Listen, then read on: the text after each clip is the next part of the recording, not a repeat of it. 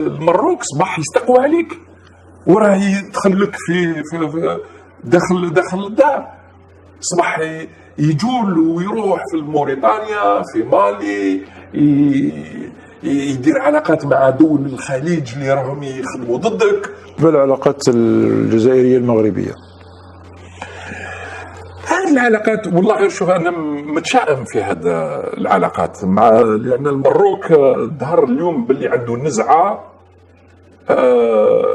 هجوميه، وربما حتى حب يطاول على الجزائر. يعني نشوف انا الخطابات نتاعهم والخرائط الجغرافيه وين يدمجوا يعني كل غرب الجزائر للامبراطوريه المروكيه الى اخره، راهم استفزاز. ولكن منين جاء الاستفزاز؟ جاء انه يشعروا باللي راهم في موقع قوه، وانه راح يفرضوا الاعتراف بمغربيه الصحراء الغربيه من طرف الدول العظمى. وهما داروا العلاقه، رجعت رسميه، هي كانت علاقه قديمه مع الكيان الصهيوني، وعندهم دعم مباشره خاصه مع ترامب اللي راه جاي للسلطه، والان مع فرنسا، وسابقا مع اسبانيا والمانيا الى اخره. في الواقع احنا 20 سنه، ما نقولش 20، على الاقل من سنه 2012 2013 بعد ما رد رئيس بوتفليقه دخلنا في سبات دبلوماسي.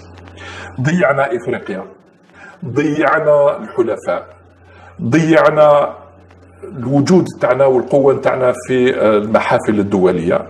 وهذا لان قال لك حنايا نحبوا العهده الرابعه والعهده الخامسه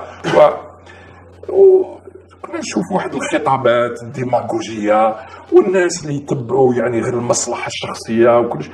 هم هدمونا اليوم بعد الحراك وبعد محاولات، كانت محاولات من طرف رئيس عبد المجيد تبون، ولكن راح علينا القطار. يا للاسف راح علينا، ضيعنا على الاقل الان 15 سنه. وكيفاش راح تطلع وتجيبها في الان؟ المروك صباح يستقوى عليك